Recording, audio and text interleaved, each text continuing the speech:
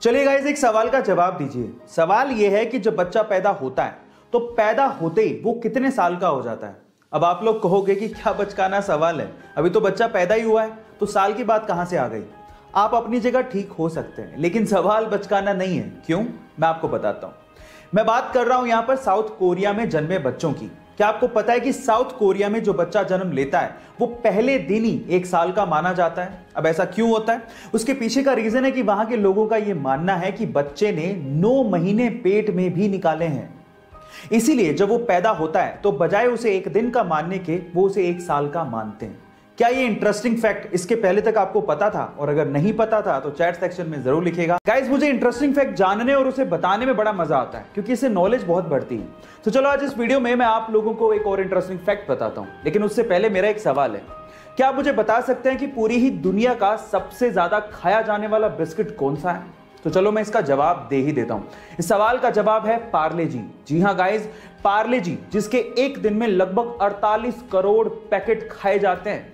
यानी कि जितने देर में आपने ये वीडियो देखा है उतनी ही देर में लगभग 20,000 पैकेट पार्ले जी के खुल चुके होंगे।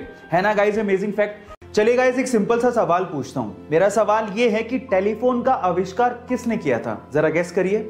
आपका गैस बिल्कुल ठीक है, वो थे अलेक्जेंडर ग्राहम बेल। लेकिन अफसोस की बात पता है क्या है?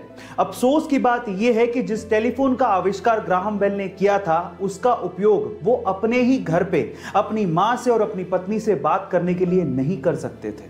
क्या उसके पीछे का रीजन जानते हैं?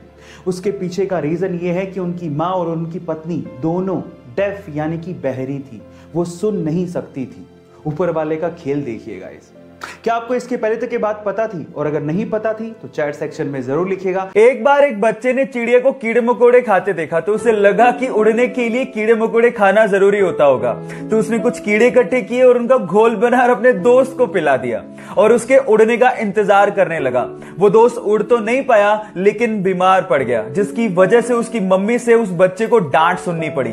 पर किसी को क्या पता था कि एक दिन ये सनकी लड़का विश्व विख्यात वैज्ञानिक बनेगा। Yes, I'm talking about Thomas Alva Edison, जिसने 1000 विफलताओं के बावजूद भी हार नहीं मानी और प्रयास करते करते बल्ब का आविष्कार कर डाला।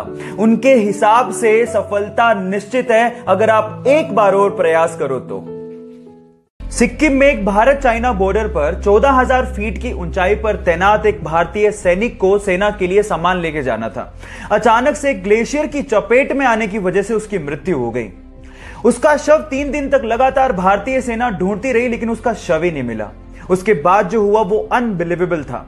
कहा ऐसा जाता है कि उस सिपाही ने अपने एक साथी के सपने में आके बताया कि उसका शव कहां है। अगले दिन सुबह जब उसके शव को ढूंढा गया तो ठीक उसी जगह पर उसका शव मिला। जी हां, मैं बात कर रहा हूं बाबा हरभजन सिंह की।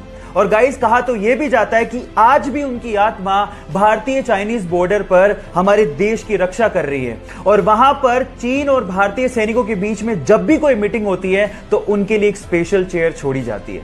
गाइस, मैं बाबा हरभजन सिंह के जज्बे को और भारत के हर सैनिक के जज्बे को दिल से सलाम करता हूं। एक बंदा ट्रेन से जा रहा था, अचानक से टीटी आया। उसने कहा कि सर टिकट दिखाइए। तो बंदा टिकट ढूंढने लगा अपनी जेब में, सूटकेस में, लेकिन मिला ही नहीं। तो टीटी ने कहा कि सर कोई बात नहीं, मैं आपको जानता हूं, आप टिकट लाए होंगे, आप रहने दीजिए। लेकिन उसके बावजूद भी उस बंदे ने टिकट ढूंढना नहीं छोड़ा। फाइनली टीटी ने कहा कि सर आप टिकट क्यों ढूंढ रहे हैं, आपसे टिकट कोई नहीं मांगने वाला, डोंट वरी अबाउट दैट। फिर उस बंदे ने कहा कि वो बात तो ठीक है, लेकिन अगर मुझे टिकट नहीं मिला तो मैं जानूंगा कैसे कि मैं कहां जा रहा था। अब आप लोग सोच रहे होंगे कितना भुलक्कड़ आदमी है, टिकट खरीदने के बाद भूल गया कि उसे कहां जाना था।